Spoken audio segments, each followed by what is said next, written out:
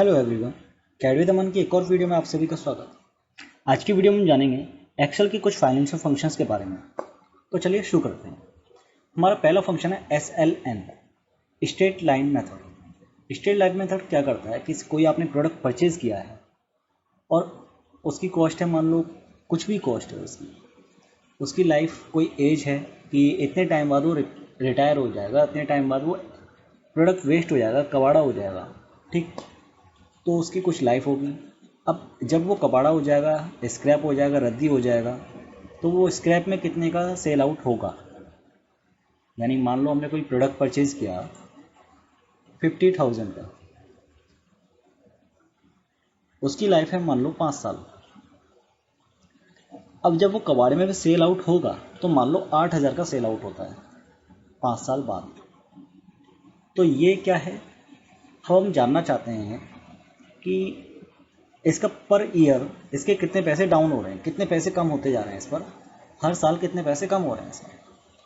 तो इस तरीके से हम किसी चीज़ की वैल्यू निकालना चाहते हैं, डेप्थ वैल्यू, तो वो हम SLN मेथड के थ्रू, और भी मेथड होते हैं, हम यहाँ पर 2 मेथड पढ़ेंगे, एक SLN और एक DV। तो पहला SLN मेथड का फंक्शन आपके सामने लिखा हुआ है, equal to SLN, bracket start किया, कॉस्ट, जो प्रोडक्ट की कॉस्ट है, स्क्रैप वैल्यू यानी कबाड़े में कितने का सेल आउट होगा, लाइफ, उसकी लाइफ कितनी है, हमने उसकी लाइफ एक्सपेक्टेड कितनी रखी है। तो एक बार जान लेते हैं। SLN equal to SLN, bracket start किया, कॉस्ट पूछेगा आपसे, कॉस्ट जो भी प्रोडक्ट की कॉस्ट है वो आप सेलेक्ट कर लें, कॉमा लगाया, सैलवेज वैल्यू यानी उसका वो कबाड़े में कितने का सेल आउट हो, यानी स्क्रैप वैल्यू क्या है, तो हम स्क्रैप वैल्यू को सेलेक्ट कर लेंगे, देन कॉमा लगाएंगे, लाइफ कितने साल का उसका आपने लाइफ फिक्स किया है। तो जैसे मान लो हमने 5 साल का उसका लाइफ फिक्स किया है, तो 5 साल को हम सेलेक्ट कर लेंगे, and bracket close, then enter. तो यहाँ आपका अमाउंट जो आया है वो है 8,400 रुपये पर साल, पर ईयर कम होगा। ये 8,400 8,400 5 साल तक कम होता रहेगा, लास्ट में जाकर 8,000 का बचेगा। जैसे मान लो हम इसको 5 साल तक बढ़ा दें,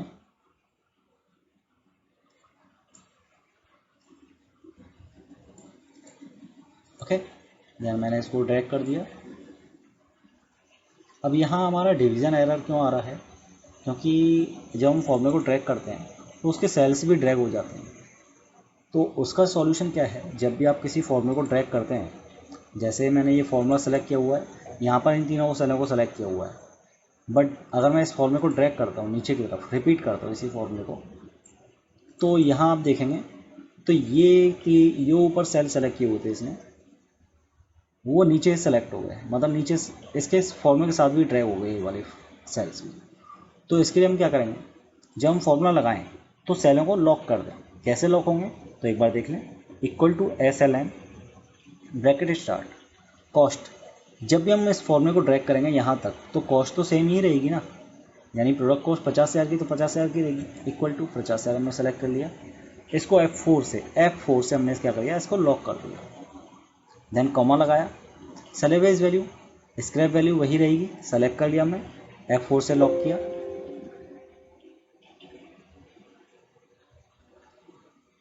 फिर हमने कॉमा लगाया, फिर लाइफ को हमने सेलेक्ट किया और वो भी हमारी यही रहेगी, इसको हमने F4 से लॉक किया, एंड ब्रैकेट क्लोज करना है, एंटर करना है। अब आप इसको ड्रैग करेंगे तो सेल्स भी ड्रैग, केवल यही फॉर्मूला ड्रैग होगा, जो हमने सेल सेलेक्ट किए हुए हैं वो ड्रैग नहीं होंगे, क्योंकि हमने उनको लॉक कर दिया, उनकी पोजीशन को लॉक कर दिया है, ठीक। तो इस तरीके से आप किसी फंक्शन को ड्रैग कर सकते हैं। तो अब ये हमारे पास जो कॉस्ट आ रही है 8,400 पर ईयर, जो कम होगी हमारी कॉस्ट, हम इसको टोटल अगर कर लेते हैं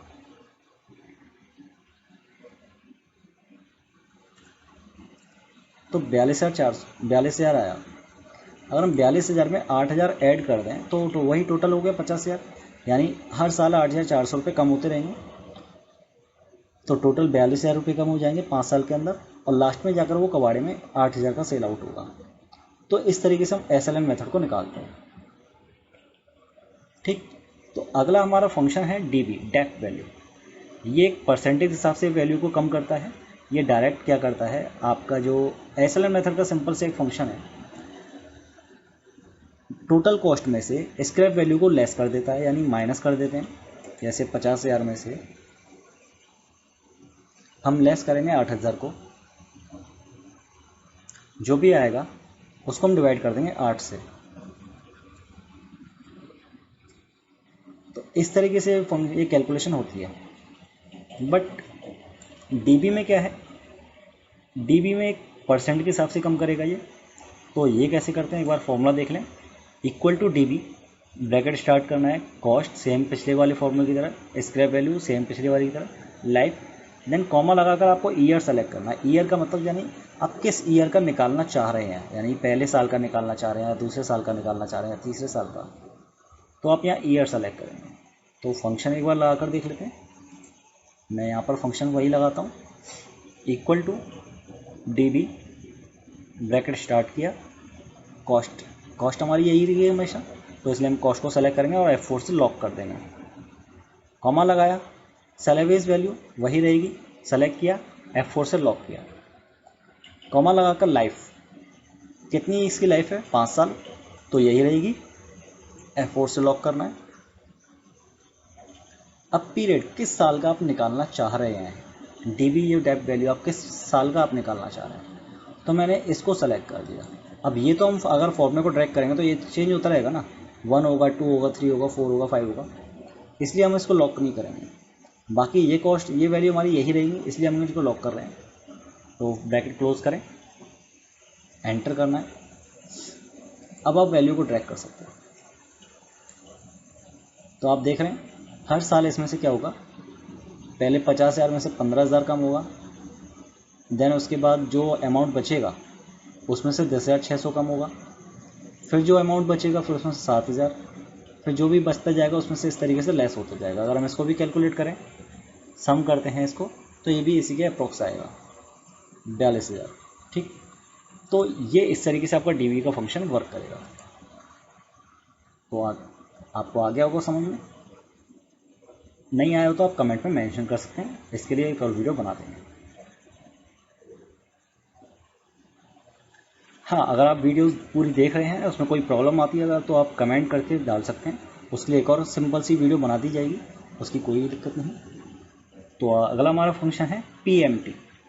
पीएमटी का काम है आपकी ईएमआई वैल्यू निकालना। आपने मान लो कोई लोन लिया है, उस पर कुछ इंटरेस्ट लगा है, और आपको हर महीने उसकी ईएमआई पे करनी है, और ड्यूरेशन मान लो कुछ भी है, 5 साल के लिए, 10 साल के लिए, कितना लिया, तो हमको मान लो ईएमआई निकालना। हमने मान लो लोन लिया है, मान लो 1 लाख का, और उसको 12% के इंटरेस्ट पर हमने लिया है, तो हम हर साल कितने रुपये भरने पड़ेंगे, कितने रुपये पे करने पड़ेंगे हर महीने। तो इस तरीके से आप पीएमटी के फंक्शन के थ्रू आप निकाल सकते हैं। तो यहाँ हम फंक्शन देख सकते हैं, equal to PMT interest select करना है, ब्रैकेट स्टार्ट करके, कॉमा लगाया, नंबर ऑफ ईएमआईज, एक ईयर में आप कितनी ईएमआई पे कर रहे हैं, देन कॉमा लगाकर अमाउंट, जो आपने लोन लिया है उसका अमाउंट क्या है। ठीक, तो देखें लोन अमाउंट मान लो हमारा 2 लाख है, इंटरेस्ट जो मान लो हमारी जा रही है 15%। ये परसेंट का सिंबल लगाना जरूर ध्यान रखना, परसेंट का सिंबल लगाना जरूरी है। अगला number of EMIs per year, आप एक साल में कितनी ईएमआई पे करना चाह रहे हैं। मान लो हर महीने अगर हम पे करते हैं तो 12 ईएमआई हुई, अगर हम साल में 6 ईएमआई पे करते हैं तो 6 लिखेंगे यहाँ पर, साल में 2 ईएमआई पे करते हैं तो 2 लिखेंगे। तो मैंने मान लो 12 ईएमआई डाल देता हूँ। और कितने साल के लिए आप लोन ले रहे हैं, यानी ड्यूरेशन का मतलब कितने साल के लिए आप लोन ले रहे हैं। मान लो 5 साल के लिए ले रहे हैं, 2 साल के लिए ले रहे हैं, मैंने कहा 2 साल के लिए लिया जा रहा है, तो 2 डाला। तो टोटल ईएमआई कितनी होंगी, मान लो एक साल में हम 12 ईएमआई पे करते हैं और ड्यूरेशन 2 साल है, यानी 2 साल तक हमें पे करना है, तो टोटल ईएमआई हम क्या करेंगे, 12 का इंटू मल्टीप्लाई कर देंगे 2 से, इंटू ड्यूरेशन, एंटर। तो टोटल ईएमआई हमारी 24 हुई। अगर मान लो हम 6 ईएमआई पे करते हैं हर महीने, तो 12 ईएमआई हुई। तो इस तरीके से ये आप देख सकते हैं। तो अब हमें निकालना है हमको ईएमआई कितनी पे करनी है, कितना उसका वैल्यू होगा, कितने का ईएमआई हमको पे करना है। तो फंक्शन ही आप लगाएंगे यहाँ पर पीएमटी का, equal to PMT bracket start करना है, रेट यानी इंटरेस्ट, इंटरेस्ट मान लो 15% है। अब जो 15% पर एनम है, हमें तो ईएमआई एक मंथ वाली निकालनी है, तो इसको हम उसी से डिवाइड करेंगे जितनी ईएमआई आप पे कर रहे हैं। अगर आप एक साल में 6 ईएमआई पे कर रहे हैं तो 6 से डिवाइड करें, एक साल में 12 ईएमआई पे कर रहे हैं तो 12 से डिवाइड करें। तो डिवाइड बाई 6 को सेलेक्ट कर लेता हूँ इधर, ये वाला 6, देन कॉमा लगाया। नंबर ऑफ पीरियड, आपने टोटल ईएमआई कितनी पे करनी है, तो मैंने कहा टोटल ईएमआई ये है हमारी, कितने पीरियड तक, कितने मंथ तक आपको ईएमआई पे करते रहनी है। तो ये हमारी टोटल ईएमआई है, हमको टोटल ईएमआई इतनी पे करनी है। देन कॉमा लगाया। प्रेजेंट वैल्यू यानी लोन का अमाउंट क्या है, तो मैंने कहा लोन अमाउंट ये है हमारा, तो उसको हमने सेलेक्ट किया। एंड ब्रैकेट क्लोज करना है आपको, एंटर। अब ये माइनस में वैल्यू आ रही, क्योंकि माइनस में इसलिए आ रही क्योंकि हमने लोन लिया है, तो ये ईएमआई हमको पे करनी है, इसलिए क्या माइनस में। तो अब आप वैल्यू चेंज कर देख सकते हैं। मान लो हम 12,000 का लोन लेते हैं, 15% नहीं 12% इंटरेस्ट पर, 12 ईएमआई हम पे करते हैं और एक साल के लिए। तो यहाँ आप देख सकते हैं 1,066 रुपये आपको पर मंथ पे करना है ईएमआई के रूप में। तो इस तरीके से आप ईएमआई आप निकाल सकते हैं किसी भी वैल्यू की, किसी भी अमाउंट की। आप मान लो कोई प्रोडक्ट परचेज करने जाते हैं, मान लो कोई प्रोडक्ट है, प्रोडक्ट कॉस्ट, मान लो आपने कोई मोबाइल परचेज किया या बाइक आपने परचेज की, मान लो वो बाइक आपकी 1,25,000 की है, आपने कुछ डाउन पेमेंट किया,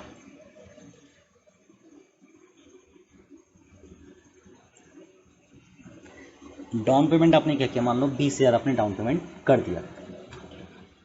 अब तो लोन अमाउंट कितना बचेगा, इक्वल टू प्रोडक्ट की कॉस्ट माइनस डाउन पेमेंट,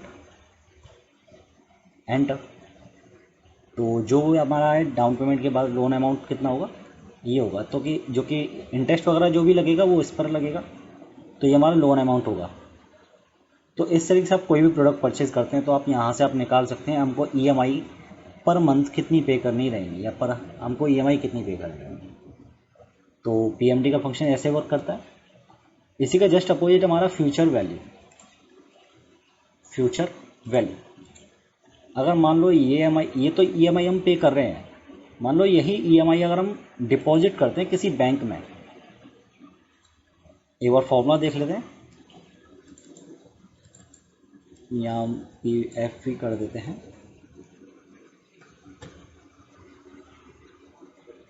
मान लो आपने कोई एक ईएमआई आपको पे करनी होती है हर महीने, आप किसी बैंक में आप जमा करते हैं, कोई सिक्योरिटी डिपॉजिट आप कर रहे हैं हर महीने, कितने का सिक्योरिटी डिपॉजिट कर रहे हैं, मान लो 5,000 का आप सिक्योरिटी डिपॉजिट करते हैं हर महीने, फिक्स डिपॉजिट है आपका ये, और बैंक आपको 8% पर एनम का आपको इंटरेस्ट देता है। तो यहाँ पर आप 8% लिखें,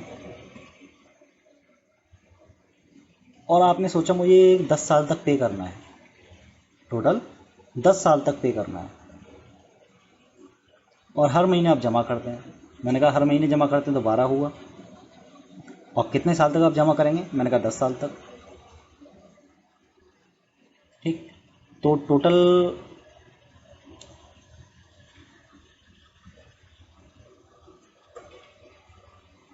टोटल ईएमआई कितनी होंगी आपकी, मल्टीप्लाई कर देंगे इसको,